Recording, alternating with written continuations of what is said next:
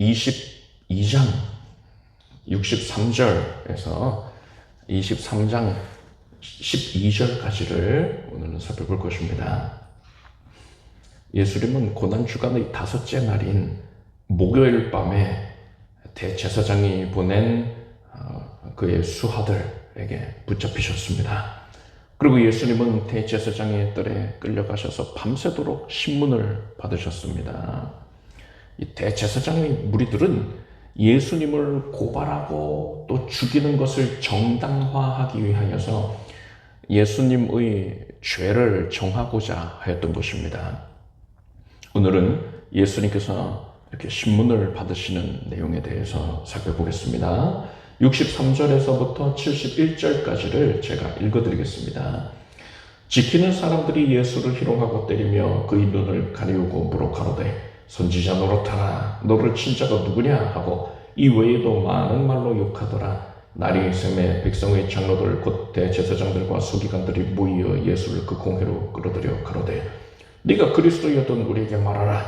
대답하시되 내가 말할지라도 너희가 믿지 아니할 것이요 내가 물어도 너희가 대답지 아니할 것이니라. 그러나 이제 후로는 인자가 하나님의 권능의 우편에 앉아 있으리라 하시니 다 가로되 그러면 네가 하나님의 아들이냐. 대답하시되 너희 말과 같이 내가 그니라.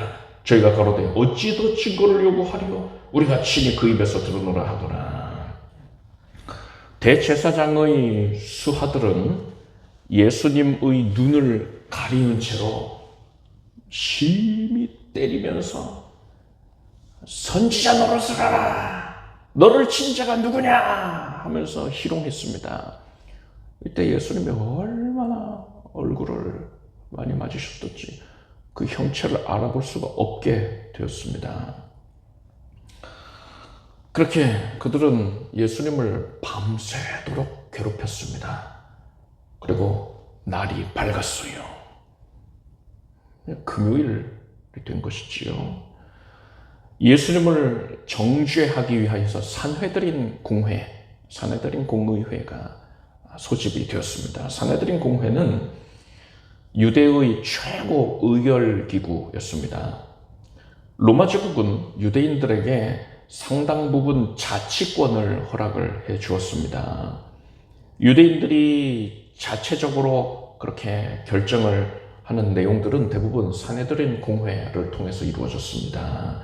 산헤드린 공회는 대략 70명의 인원으로 구성이 되었는데 당시에 유대교의 지도자 그룹이었던 사두개인과 바리새인이 절반씩 차지를 하고 있었습니다. 사두개인은 제사장 가문 사람들을 의미하는 겁니다. 그리고 바리새인들을 가리켜서 그들이 대부분 이제 백성들에게 성경을 가르치는 또 성경을 필사하는 서기관의 역할을 했기 때문에 바리새인들을 가리켜서 또 서기관이라고 부르기도 합니다.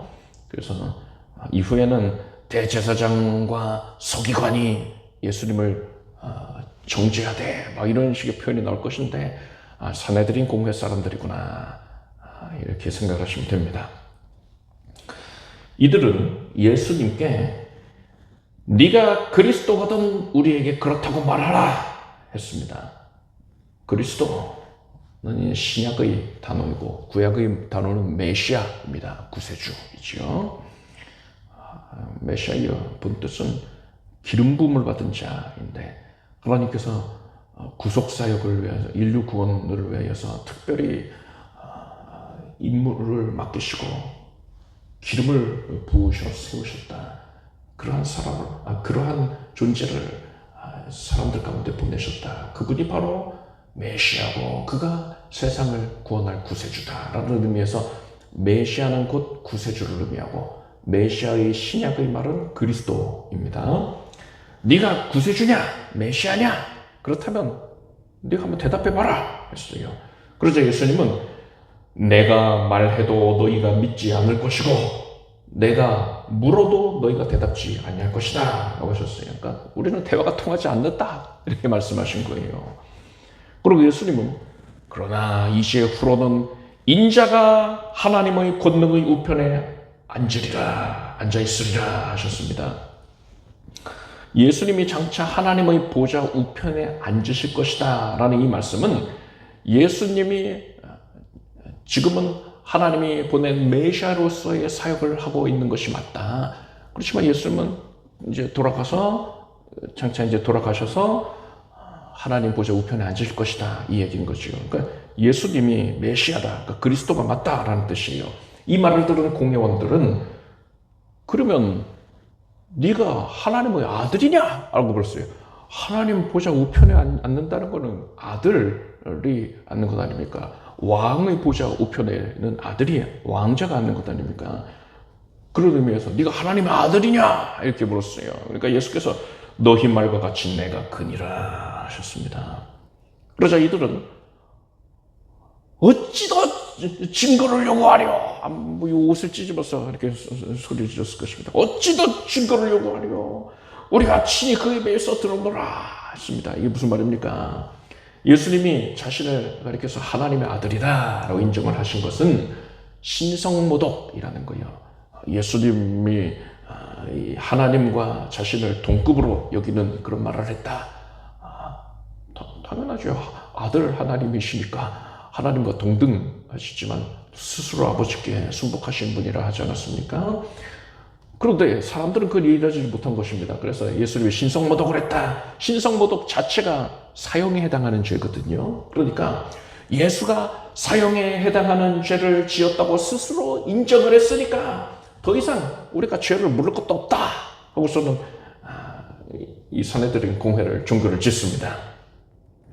방금 읽은 본문의 내용을 통해서 우리는 중요한 몇 가지 교훈들을 확인을 할 수가 있습니다. 그런데 그 교훈들이요, 바로 다음 장에 이어지는 이 총독 빌라도가 예수님을 신문하는 내용, 또 분봉왕 헤롯이 예수님을 신문하는 내용 가운데서도 동일하게 발견이 됩니다.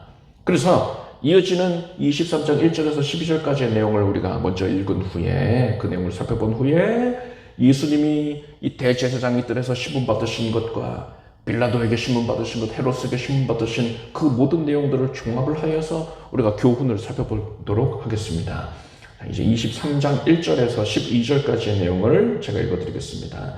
무리가 다 일어나 예수를 빌라도에게 끌고 가서 고소하여 가로되 우리가 이 사람을 보매 우리 백성을 미혹하고 가이사에게 세 바치는 것을 금하며 자칭 왕 그리스도라 하더이다 하니 빌라도가 예수께 물어 가로되 네가 유대인의 왕이냐? 대답하여 가로되 내 말이 옳도다. 빌라도가 대제사장들과 무리에게 이르되 내가 보니 이 사람에게 죄가 없도다 하니 무리가 더욱 굳세게 말하되 저가 온 유대에서 가르치고 갈릴리에서부터 시작하여 여기까지 와서 백성을 소동케 하나이다. 빌라도가 듣고 묻되 저가 갈릴리 사람이냐 하여 헤롯의 관할에 속한 줄을 알고 헤롯에게 보내니 때에 헤롯이 예루살렘에 있더라. 헤롯이 예수를 보고 심히 기뻐하니 이는 그의 소문을 들었으므로 보고자 한지 오래였고 또한 무엇이나 이적 행하심을 볼까 바랐던 영고로라. 여러 말로 물으나 아무 말도 대답지 아니하시니 대제사장들과 서기관들이 서서 힘써 고소하더라. 헤롯이 그 군병들과 함께 예수를 업신여기며 희롱하고 빛난 옷을 입혀 빌라도에게 도로 보내니 헤롯과 빌라도가 전에는 원수였으나 당일에 서로 친구가 되니라. 로마 제국은 산헤드린 공회에게 상당한 자치권을 허락을 했습니다. 그렇지만 사형권만은 허락하지 않았어요. 사형권은 오직 황제가 임명한 통치자들에게만 주어졌습니다. 오늘 본문 당시에는 유다와 사마리아 지역은 총독 빌라도가 다스리고 있었고 갈릴리 지역은 분봉왕 헤롯이 다스리고 있었습니다. 즉, 이 당시의 사형권은 총독 빌라도에게 그리고 분봉왕 헤롯에게 있었던 것입니다. 그래서 이 대제사장의 무리들은 예수를 죽여야 하니까 이 일이 지금 산헤드린 공회가 또 예루살렘에서 있지 않았습니까? 그러니까는 예루살렘을 당시에 통치하고 있었던 총독 빌라도에게 예수를 끌고 가서 고발을 하였던 것입니다. 금요일 이른 아침에 예수님을 빌라도의 법정으로 끌고 가서 고발을 한 것이지요. 당시에 로마 제국에서는 정복한 지역의 백성들이 로마 황제를 신으로 숭배하기만 하면 그 외에 그 백성들이 어떤 신을 섬기던 그들이 행하는 모든 종교에 대한 일체의 사안에 대하여서는 일절 관여를 하지를 않았습니다. 그래서 유대인들도 그걸 잘 알고 있었어요. 그래서 예수님을 고발하는 무리들이 만약에 이 총독 빌라도에게 예수가 신성모독을 했습니다, 그러니 죽여주십시오, 이렇게 고발을 한다면 빌라도는 이 사건 자체를 기각을 시켜버릴 게 분명했습니다. 그래서 이들은 빌라도에게 예수의 죄목을 이 종교적인 것에서 벗어나서 정치적인 것이라고 왜곡을 시켜가지고 고발을 합니다. 예수님을 정치범으로 몰아가고자 했던 것이지요. 로마에서는 정치범, 그러니까 로마의 반기를 든 자들, 밀란을 획득한 이런 자들은 사형을 시키되 그냥 사형이 아니라 십자가에 달아 죽었단 말입니다. 사람들에게 공공연하게 이제 교육의 효과를 위해서 로마의 반기를 들면 이렇게 된다, 가장 처참한 형벌인 십자가형을 했단 말입니다. 그것을 기대를 하고서 예수님을 정치범으로 몰아가고 있는 거예요. 그래서 이들은 빌라도에게 예수의 죄목이 바로 백성들을 선동했다, 밀란을 획득했다라고 했어요. 밀란을 획득했다는 건 굉장히 민감한 말입니다. 왜냐? 로마 제국에서는 정복한 지역에서 만약에 밀란이 일어나면 해당 지역의 통치자에게 책임을 물었습니다. 그래서 그냥 뭐 면직시켜버리는 정도가 아니라 귀양을 보내기도 했고요. 또 심한 경우에는 사형을 시키기도 했습니다. 그래서 로마 제국 내에 세워진 통치자들, 그러니까 총독이라든가 분봉왕이라든가 이런 자들은 자신이 다스리는 영토에서 밀란이 일어나는 것에 대하여서 노이로제를 가지고 있었어요. 지금 예수를 고발하는 자들은 총독 빌라도에게 이런 약점이 있다는 걸 알고 그것을 지금 집중적으로 공략을 하고 있는 겁니다. 그리고 이들은 예수가 황제에게 세금 바치는 것을 금하였다라고도 했어요. 이것도 새빨간 거짓말이죠. 예수님은 하나님의 것은 하나님께 드려라, 그리고 가이사의 것은 가이사에게 바치라, 이렇게 말씀하셨단 말이죠. 그리고 이들은 예수가 자칭 왕이라고 한다 했습니다. 무슨 말을 하는 겁니까? 예수가 로마에게서 벗어나서 이스라엘 땅에 자신을 위한 나라, 자기가 왕되는 나라를 세우려고 한다, 이렇게 지금 거짓을 말하고 있는 것이지요. 마태복음을 보면 이 당시에 빌라도의 아내가 빌라도에게 사람을 보내어서 저 오른 사람에게 아무 상관도 하지 마옵소서, 오늘 꿈에 내가 그 사람을 인하여 애를 많이 썼나이다, 이 말을 전했다는 걸 알 수 있습니다. 아마도 빌라도의 아내는 예수님에 대해서 이미 잘 알고 있었던 것 같아요. 예수님의 공생의 시절에 예수님을 보이지 않게 따랐을 수도 있습니다. 천 뒤집어 쓰고서는 가서 설교 듣고 예수님의 말씀을 흠모하고 했을 수 있다는 거죠. 이렇게 빌라도의 아내가 예수님에 대한 꿈을 꾸고 자기가 예수님이 고통당하심을 인하여 꿈속에서 크게 고통스러워했다는 이 사실을 빌라도에게 알린 것은 하나님께서 빌라도에게 마귀를 따르지 말라고 경고하신 것이다 라고 볼 수가 있습니다. 그리고 마태복음을 보면 이는 저가 그들의 시기로 예수를 넘겨준 줄 알미로라 했습니다. 빌라도는 대제사장의 무리들이 예수를 시기해서 고발한 것임을 알고 있었어요. 그들 고발하는 자들이 백성들의 관심이 오직 온통 예수에게 쏠리니까, 그래서 자신들의 영향력에 큰 도전을 받게 되니까 죄 없는 예수를 무고하게 정죄해서 죽이고자 한다는 사실을 빌라도가 이미 잘 알고 있었다는 겁니다.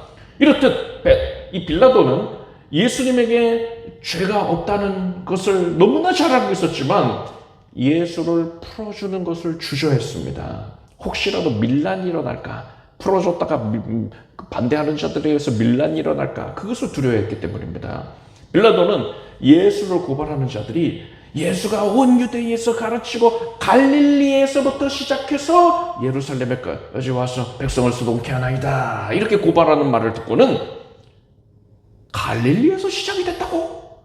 예수가 갈릴리 사람이냐? 이렇게 물었습니다. 빌라도는 예수가 갈릴리의 나사렛 출신이라는 것을 알고는 대단히 기뻐했어요. 왜 그럽니까? 당시에 이 갈릴리 지역은 앞에서 말씀드렸듯이 분봉왕 헤롯이 다스리는 영토였습니다. 그래서 갈릴리 사람이라면은 헤롯에게 이 재판을 넘길 수가 있겠구나 하고서는 기뻐했던 겁니다. 원래 이 총독 빌라도와 분봉왕 헤롯은 앙숙 사이였으면 견원지간이었어요. 서로 간의 이 알력 다툼으로 인하여서 못 잡아먹어서 안달이었습니다. 아마도 이 서로의 그러니까 실책한 내용들을 로마 황제에게 빈번하게 보고를 하곤 했을 거예요. 그런데 이 빌라도가 예수가 나사렛 사람이다, 갈릴리 사람이다, 이거를 알고서 헤롯의 관할에 속한 그 일을 내가 재판하는 것은 헤롯에 대한 예의가 아니야 하면서 헤롯에게 이 재판을 떠넘기는 거예요. 그렇게 해서 헤롯이 이제 예수님의 재판을 맡게 됩니다. 헤롯은 이전에 세례 요한을 죽인 자입니다. 그런데 죽이고 싶어서 죽인 건 아니었어요. 등 떠밀려서 죽였습니다. 그러고서는 이 헤롯은 사실 세례 요한을 두려워하고 있었거든요. 그런데 죽이고 나서는 더 큰 두려움에 사로잡힙니다. 마음에 큰 부담을 가지고 있었어요. 그런데 예수가 백성들로부터 메시아라고 주목을 받으니까 헤롯은 세례 요한이 다시 살아난 것이 아니냐, 그게 바로 예수가 아니냐, 이렇게 생각을 했단 말입니다. 또 당시 그렇게 생각하는 사람들도 많이 있었어요. 그래서 헤롯은 그 사실을 확인하기 위해서 예수를 만나고자 했습니다. 그래서 사람을 보내서 데려오게 하기도 했어요. 그렇지만 예수님과 길이 엇갈려가지고 만나지는 못했습니다. 그렇게 예수를 보고자 하였는데 지금 예수님이 붙잡혀가지고 자기 눈앞에 와 있으니까 헤롯은 무척 상기가 되었습니다. 헤롯은 예수가 세례 요한이 다시 살아난 건 아니구나, 어휴 다행이다 생각을 했겠지요. 그리고서는 이 헤롯은 예수님이 귀신을 쫓아내고 병든 자를 고치고 또 뭐 온갖 기적을 행하신 내용들, 오병이어로 수천 명의 사람들을 먹이신 그 내용들을 알기에 그러한 기적을 베풀어 보라고 했습니다. 헤롯이 이런 궁금증에 예수님께 여러 가지를 물어봅니다. 그런데 예수님은 일절 대답하지 않으셨어요. 묵묵부답이셨습니다. 이때 예수님을 고소하던 자 대제사장과 서기관들이 따라와서 헤롯 앞에서 예수님을 힘써서 고발을 합니다. 그런데도 불구하고 예수님은 헤롯의 질문에 어떤 대답도 하지 않으셨습니다. 그래서 헤롯은 예수님에 대한 흥미를 잃어버리게 됐어요. 헤롯은 별것도 아니네 하고서 예수님을 업신여기면서 희롱하고 빛난 옷을 입혀가지고 빌라도에게 도로 돌려보냈습니다. 빛난 옷을 입혔다는 것도 예수님을 조롱한 것이지요. 예수님은 대제사장에게 신문을 받으실 때에, 그리고 빌라도에게 신문을 받으실 때에, 또 헤롯에게 신문을 받으실 때에 자신의 무죄를 입증하기 위해서 항변하지 않으셨습니다. 묵묵히 침묵으로 일관을 하셨고 악한 자들이 고소 고발하는 그 내용에 대해서 어떤 반박도 하지를 않으셨단 말입니다. 이때 예수님이 예수님을 정죄하는 자들에게 반박할 내용을 알지를 못해서 침묵을 하신 걸까요? 절대 그렇지 않습니다. 예수님은 지혜의 실체가 되십니다. 잠언에서 말하는 지혜가 바로 예수 그리스도를 의미하는 거예요. 예수님을 곤경에 빠뜨리려고 질문을 하는 사람들에게, 특히나 고난주간에 예수님이 성전에 방문하셨을 때에 사두개인들이, 대제사장들이 예수님께 온갖 질문을 하면서 예수님을 곤란에 빠뜨리려고 하지 않았습니까? 그때 예수님이 어떻게 하셨어요? 아주 짧게 답변을 하심으로써 그것으로 말미암아서 그들이 가지고 있는 악한 의도를 만천하에 드러내시고 또 진리를 백성들에게 교훈을 하셨단 말입니다. 이번에도 얼마든지 예수님은 그렇게 하실 수 있는 거예요. 말 한마디면 그들이 예수님을 무고하게 정죄하고 있다는 사실을 분명히 드러내실 수 있습니다. 풀려나실 수 있어요. 예수님은 그렇게 하실 수 있는 분이십니다. 게다가 만약에 지금 이렇게 고발하는 자들 앞에서 계속 침묵하고만 계신다면 결국에는 그들이 고발하고 있는 내용이 받아들여지게 될 겁니다. 이 사람이 자기 잘못이 있기 때문에 지금 말 못하는 거다, 이렇게들 다들 생각을 하기 때문에 결국 예수님은 십자가에 못 박혀 죽임당하시게 될 거예요. 그러니 예수님은 그 어느 때보다도 지금 바로 이 시점에 악한 자들의 주장에 대하여서 적극적으로 반박하셔야 되지 않겠습니까? 그렇지만 예수님은 그러지 않으셨어요. 그들의 참소와 정죄를 묵묵히 감당하셨단 말입니다. 도대체 왜 그러신 걸까요? 예수님의 이런 모습에 대해서 이사야 선지자는 이사야 53장 7절에 이렇게 예언을 합니다. 그가 곤욕을 당하여 괴로울 때에도 그 입을 열지 아니하였으며 마치 도수장으로 끌려가는 어린 양과 털 깎는 자 앞에 잠잠한 양같이 그 입을 열지 아니하였도다. 이사야가 예수님이 신문당하시는 그 장면을 바라보고서 내다보고서 예언을 한 거예요. 그리고 이사야 선지자는 바로 이 예언의 앞절에서 뭐라고 했느냐? 우리는 다 양 같아서 그릇 행하여 각기 제 길로 갔거늘 여호와께서는 우리 무리의 죄악을 그에게 담당시키셨도다 라고 했습니다. 이 말씀에서 예수님이 도살장으로 끌려가는 어린 양과 같았다 표현됐죠.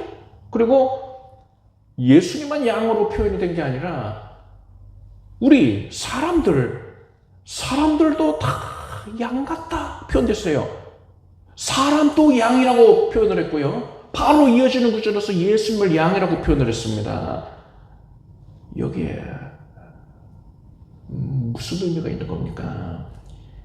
예수님이 죄인들과 같아지셨다는 거예요. 죄인의 자리로까지 낮아지셨다는 겁니다. 예수님이 죄인과 다를 바가 없는 그런 모습으로까지 신분이 격화되셨다는 거예요. 여러분, 이렇듯 예수님이나 우리나 다를 바 없는 동일한 양이었습니다. 그렇지만 예수님과 우리 사이에는 대단히 큰 차이가 있었어요. 우리는 양과 같아서 어떻게 했다고 했습니까? 목자의 말을 따르지 아니하고 제 길로 갔다. 하나님의 말씀에 불순종했다 했어요. 그렇지만 예수님은 양이 털이 깎일 때에나 또 도살당할 때에조차도 주인에게 저항하지 않듯이 예수님은 성부 하나님께서 예수님께 형벌과 죽음을 내리실 때에도 그것에 일절 저항하지 아니하셨다. 그러한 이 형벌이 정령 악인들에 의해 이루어진 부당한 것임이 분명한데도 그런데도 불구하고 예수님은 묵묵히 그것을 순종하시며 감당한 것입니다. 사도 베드로는 이때에 예수님께서 순종하신 이유에 대해서 이렇게 말합니다. 이를 위하여 너희가 부르심을 입었으니 그리스도도 너희를 위하여 고난을 받으사 너희에게 본을 끼쳐 그 자취를 따라오게 하려 하셨느니라 했습니다. 예수님께서 양이시잖아요. 분명 양이시란 말입니다. 그런데도 불구하고 다른 양들, 우리 죄인인 양들과 달리 하나님께 순종하는 모습을 보여주심으로써 동일한 양들인 우리들로 하여금 하나님께 순종할 수 있도록 본을 보여주셨다는 거예요. 예수께서는 양무리가 하나님께 순종케 하기 위해서 자기 생명을 내어 놓으심으로써 본을 보이셨습니다. 여러분, 이 일을 이루기 위해서 예수께서 얼마나 큰 희생을 치르셨는지를 기억하시기를 바랍니다. 이럴 때 예수께서는 아버지께 죽기까지 순종하심으로써 우리를 구원해 내셨습니다. 여러분, 이 은혜가 정녕 감사합니까? 눈물 겹도록 감사하지 않습니까? 그렇다면 우리는 예수님께서 생명을 내어 놓으신 그 목적을 이루기 위해서 살아야 마땅한 것이에요. 예수께서 죽기까지 순종하신 것은 양들인 우리들에게 더 이상은 하나님께 불순종하지 말아라. 이제는 하나님께 순종하는 삶을 살아라. 나처럼 그리해라. 라는 교훈을 주시기 위함이란 말입니다. 이제 우리가 이것을 깨달았다면 우리는 하나님의 말씀에 불순종하고 있었던 삶의 태도를 버리고 하나님의 말씀이 내 뜻과 다르다 하더라도 내가 그것이 이해가 되지 않는다 하더라도 우리는 그것을 주실 때에 세상에서 큰 불이익을 겪게 된다 하더라도 하나님의 말씀에 순종하기를 결단을 해야 하는 것입니다. 순종이 제사보다 낫고 듣는 것이 수양의 기름보다 낫다 했습니다. 여러분은 하나님의 말씀에 순종하길 바랍니다. 이 말씀을 듣고서 내가 지금 하나님께 순종하지 못하고 있는 부분이 있는데 내려놓지 못하고 있는 부분이 있는데 내가 순종하기가 너무 어려워요. 이렇게 탄식하는 분도 계실 거예요. 우리는 예수께서 보이신 모습을 통해서 우리가 하나님께 순종하기 위해서 어떻게 해야 하는가를 알 수 있습니다. 예수님은 어떻게 죄인의 자리에 서셨는데도 불구하고 하나님께 순종하실 수 있었던 겁니까? 예수님과 우리의 차이점은 뭡니까? 그 차이점은 바로 예수님은 나와는 다르게 사랑하셨다는 거예요. 사랑하셨다. 예수께서 이렇게 말씀하셨습니다. 사람이 나를 사랑하면 나의 말을 지키리니 사람이 하나님을 사랑하면 하나님의 말씀을 따르게 된다는 거예요. 예수님은 성부 하나님을 지극히 사랑하고 신뢰하셨어요. 그렇기 때문에 하나님 아버지께서 베푸시는 형벌과 죽음 앞에서 묵묵히 순종하실 수 있었던 겁니다. 이삭이 아버지 아브라함을 사랑하고 신뢰하기 때문에 그의 하나님 여호와 하나님을 사랑하고 신뢰하기 때문에 아버지가 나를 죽이려고 하는데 번제 제물로 바치려고 하는데도 묵묵히 순종하지 않았습니까? 10대 청년인데 아버지 100세가 넘은 노인이 이삭을 벌거벗겨가지고 이제 결방시킨단 말이에요. 번제단 위에 올려놓고 칼로 내리시려고 하는데도 이삭이 묵묵히 순종을 합니다. 아버지를 사랑하니까 그랬던 거예요. 여러분, 예수님은 하나님 아버지를 사랑하셨기 때문에 순종하실 수가 있었습니다. 여러분, 이 말씀 앞에서 우리는 이제는 솔직해질 필요가 있어요. 우리가 그동안 하나님의 말씀에 순종하지 아니하였다면 그 이유가 무엇인 것입니까? 나는 하나님을 그만큼 덜 사랑하고 있었던 겁니다. 이제 우리는 오직 하나님을 사랑하기를 힘쓰기를 바랍니다. 입술로만 사랑합니다 할 것이 아니라 진실된 마음으로 나를 위해서 지극한 사랑을 베푸신 예수 그리스도의 하나님을 여러분 온 마음 다해 사랑하길 바랍니다. 그래서 여러분은 예수님이 우리에게 보여주신 그 본을 따라서 하나님의 말씀에 순종하게 되길 바랍니다. 이제 예수님께서는 십자가에 못 박혀서 고통 가운데에 죽임 당하실 겁니다. 그리고 장사된 지 사흘 만에 부활하실 거예요. 이로써 인류 구원을 위한 대속사역이 완성이 될 것이고요. 창세기 3장 15절에 이었는 대로 예수께서는 마귀의 머리를 짓밟아서 깨뜨려 버리실 것입니다.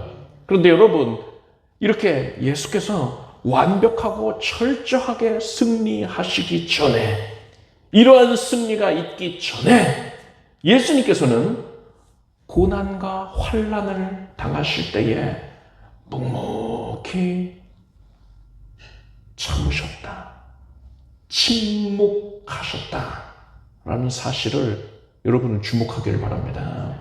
저는 이것이 이스라엘 백성들이 여리고성을 무너뜨릴 때와 동일한 영적인 원리가 적용된 것이다 라고 생각합니다. 여리고성은 난공불락의 요새였습니다. 그런데 하나님께서는 여호수아에게 7일 동안 매일 한 바퀴씩 성 주변을 돌라 하셨습니다. 그리고 7일째에는 7바퀴를 돌고 돌기를 마치면 외치라, 그러면 성이 무너질 것이다 하셨어요. 여호수아는 백성들에게 하나님의 명령을 전하면서 성을 도는 동안에는 아무 말도 하지 말아라, 입을 닫아버려라 했습니다. 여호수아가 왜 이런 지시를 내린 것입니까? 여호수아는 40년 동안 이스라엘 백성들과 함께 광야 생활을 하면서 그들이 고난을 겪을 때에 입술로 범죄하는 것을 똑똑히 보았습니다. 그때 하나님께서는 그런 이스라엘 백성들에게 징계를 내리셨단 말이지요.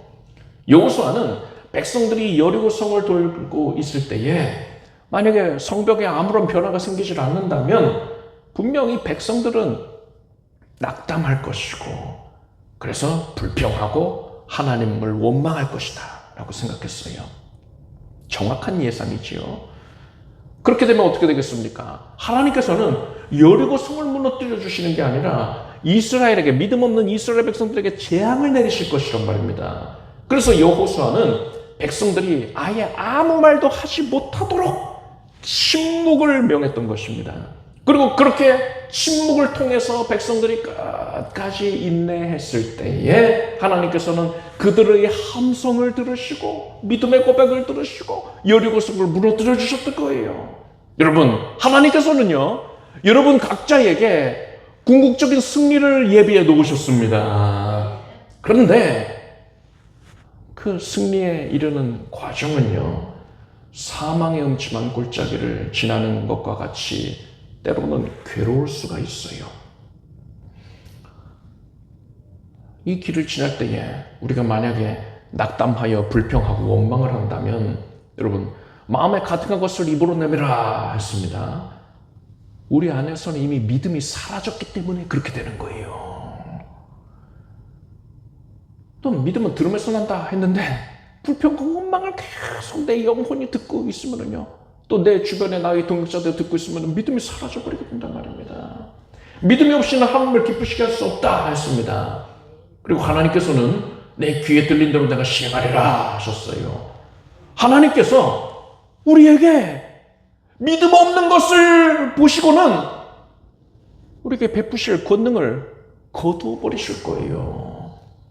그렇지만 그 반대로 우리가 고난 중에도 잠잠하게 그저 하나님만을 바란다면, 그래서 하나님에 대한 소망을 갖고 침묵하며 그것을 끝까지 인내하고 견뎌낸다면 하나님께서는 이것을 통해서 우리의 믿음을 확인하시는 것이고, 그동안 우리를 에워싸고 있었던 마귀가 만들어 놓은 모든 환난의 제목을 일순간에 뒤집어 엎으셔서 변하여 축복이 되게 해주시는 것입니다. 여러분은 고난과 환난을 겪을 때에 하나님을 변함없이 신뢰하는 모습을 보여드리기를 바랍니다. 그래서 만약에 내가 부정적인 말을 할 것 같으면 아예 입을 다물어야 돼요. 침묵을 해야 되는 겁니다. 끝까지 그리고 인내를 해야 돼요. 그럴 때 하나님께서 우리의 믿음을 발견하시고 기뻐하시며 권능의 손을 펼치셔서 우리에게 궁극적인 승리를 안겨주실 것입니다. 빌라도는 예수님을 놓을 권세도 있었고 예수님을 죽일 권세도 있었습니다. 예수님께서는 이러한 권세가 모두 하나님께서 빌라도에게 주신 것이다 라고 하셨어요. 하나님께서 이 권세를 빌라도에게 왜 주신 것입니까?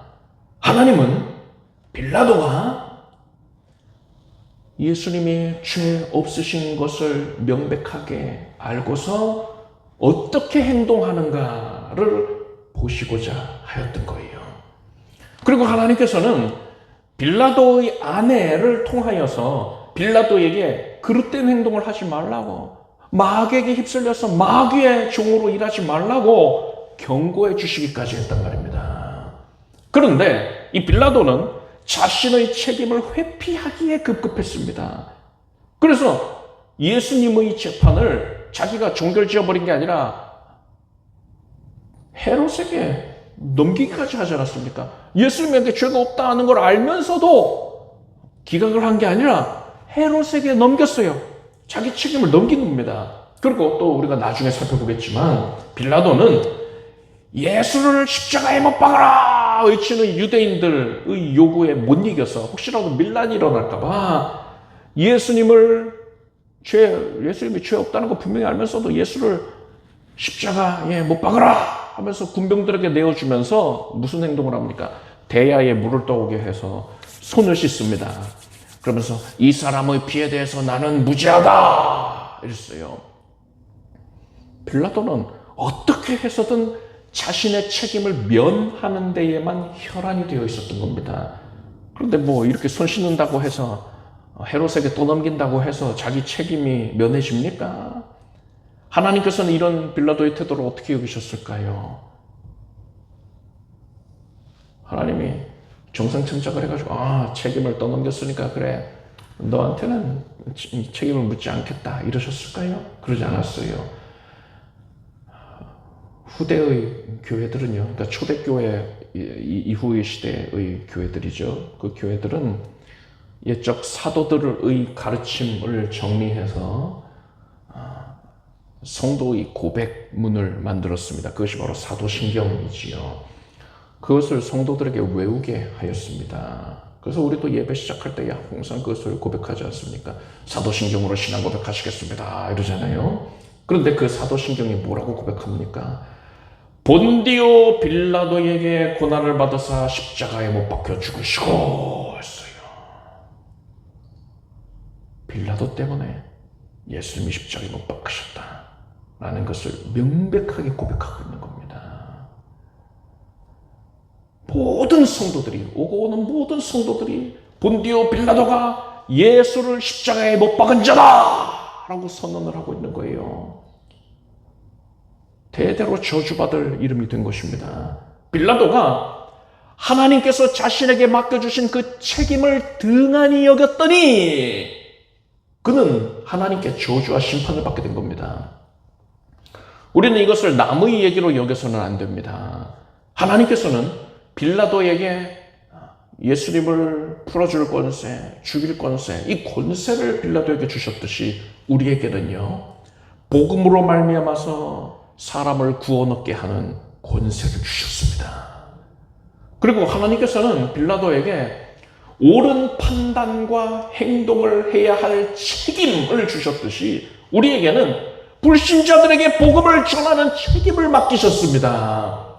예레미야 선지자는 예레미야서를 보면 항상 울고 있잖아요. 하나님께서 이스라엘을 향하여서 마음 아파하시는 그 심령을 예레미야는 항상 느끼고 있었던 겁니다. 영적으로 그렇게 예민했어요. 이렇게 예민하기 때문에 예레미야는 이 사실을 하나님이 맡기신 권한과 책임을 잘 알고 있었습니다. 그래서 예레미야가 뭐라고 고백합니까? 내가 다시는 여호와를 선포하지 아니하며 그 이름으로 말하지 아니하리라 하면 나의 중심이 불붙는 것 같아서 골수에 사무치니 답답하여 견딜 수가 없나이다 했어요. 그리고 사도 바울은 내가 복음을 전할지라도 자랑할 것이 없으면 내가 부득불할 일임이라. 만일 복음을 전하지 않으면 내가 화가 있을 것이미로다 했습니다. 여러분 주위에 예수를 믿지 아니하는 이들이 있다면 뭘 알아야 됩니까? 하나님께서 나로 하여금 그들에게 복음을 전하라는 책임을 맡기셨다 라는 이 사실을 여러분 두려운 마음으로 깨닫기를 바랍니다. 그런데 우리가 그 사람한테 내가 안전한다 하더라도 다른 사람이 전하겠지. 하나님이 구원을 다 예정하신다 했으니까는 하나님이 저 사람을 구원하시려면은 다른 사람을 통해서도 복음 듣게 하시겠지. 굳이 내가 욕먹으면서 유별나다고, 예수 믿는 사람 유별나다고 그렇게 손가락질 받으면서까지 내가 전도할 필요는 없지. 이렇게 생각하면서 합리화하는 거는요, 여러분, 책임을 회피하고 있는 빌라도와 다를 바가 없는 겁니다. 여러분은 하나님께서 내 주변의 불신자들을 나에게 맡기셨다라는 사실을 분명히 깨닫기를 바랍니다. 그리고 이제 더 이상은 책임을 회피하려고 하지 말고 복음을 전하는 사명을 이제는 기꺼이 기쁘게 감당하기를 바랍니다. 그럴 때에 여러분 어떤 결과가 초래됩니까? 그 사람이 구원받을 수도 있고 또 그 당시에는 구원을 못 받을 수도 있지요. 그런데 여러분 이런 결과 자체가 중요한 게 아니에요. 하나님이 이 결과 자체를 보시는 그 결과만 보시는 분이 아니고요. 하나님께서는요. 그것과 상관없이 여러분이 하나님께서 맡기신 복음 전하라는 책임 그것을 성실하게 감당했다라고 인정을 해주신단 말입니다. 여러분은 삶의 현장 가운데에서 주저하지 말고 복음을 전하십시오. 그래서 하나님께 충성되다고 인정을 받는 여러분 모두가 되기를 축복합니다. 기도하겠습니다. 하나님, 예수 그리스도께서 순종의 본을 보여주셨습니다. 우리도 이제 불순종의 길을 버리고 오직 하나님을 사랑하기를 힘써서 하나님의 말씀대로 순종하며 살게 해주시옵소서. 하나님께서 예비 작정하신 권능의 손길이 이제 드러날 것인데 기적의 때가 이루어질 것인데 그에 앞서서 우리가 불평 원망할 것이 아니라 우리 그럴 것 같으면 우리가 침묵하여서 잠잠히 주님만 신뢰하며 하나님의 때를 기다리게 하여 주시옵소서. 이것으로 믿음을 보이게 하시옵소서. 하나님께서 우리에게 복음으로 인하여서 멸망받을 자들을 구원 얻게 하는 권세를 주셨고 우리 주위에 믿지 아니하는 이들에게 복음을 전하는 책임도 주셨습니다. 이것을 깨닫고서 우리는 빌라도처럼 될 것이 아니라 하나님을 맡기신 책임을 두려운 마음으로 깨닫고 받아들여서 이제도 복음을 전하는 삶을 살게 해주시옵소서. 예수님의 이름으로 기도드립니다. 아멘.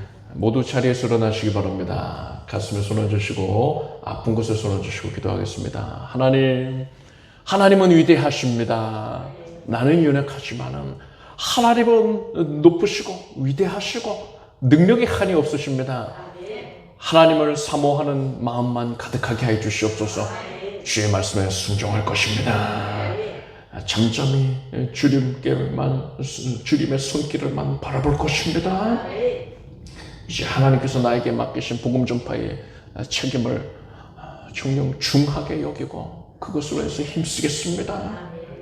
하나님, 우리가 삶을 통하여서 삶 가운데에 대면하는 모든 이들에게 복음을 증거할 수 있도록 길을 열어주시옵소서.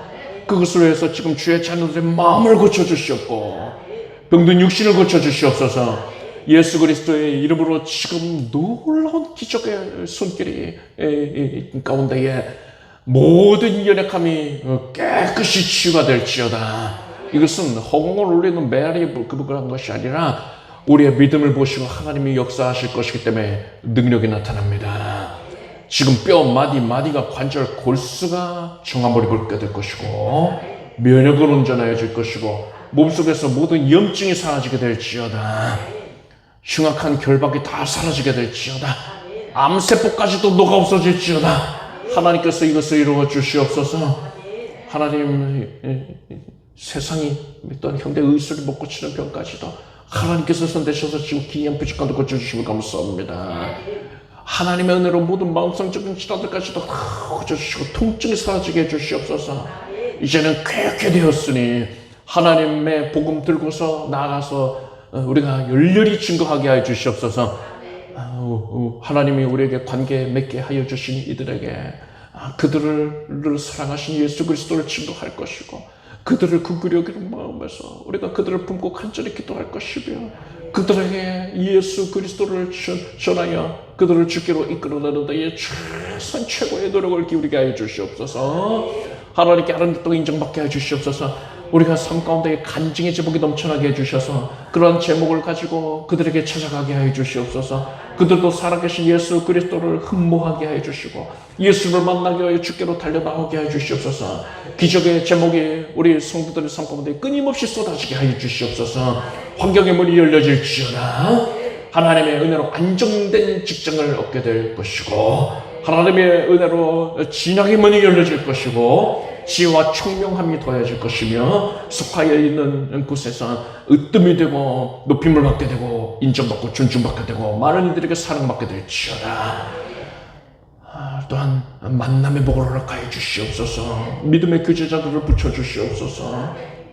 내가 연약할 때에, 신앙이 흔들릴 때에 성령의 사람들을 통하여서 내가 붙들리게 하여 주시고, 우리 온 성도들이 그러한 역할을 감당케 하여 주시옵소서. 물질의 목을 내려주시고 장막의 문제가 다 해소가 되게 하여 주시옵고, 하나님께 소원하고 구하고는 자 바가 다 응답되게 하여 주시옵소서.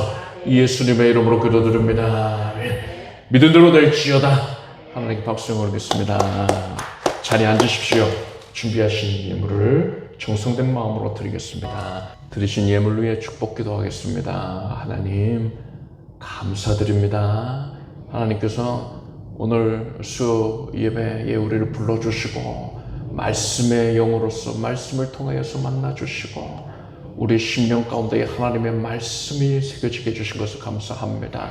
이제 말씀을 통해서 능력 나타내실 것을 기대하고 감사를 드립니다. 하나님께 은혜 받은 자이오니 이제 모든 주께 구하는 제목들 다 응답받게 해주시옵고, 하나님께 헌신한 내용이 하나님께서 기억하여 주시고 갑절의 복을 천배 만배의 응답을 내려 주시옵소서. 예수님의 이름으로 기도드립니다. 우리 주 예수 그리스도의 은혜와 하나님 아버지의 사랑과 성령의 교통하심이 오늘 수요예배에 함께한 사랑하는 주의 백성들 위해 영원토록 함께 없시기를 축원합니다.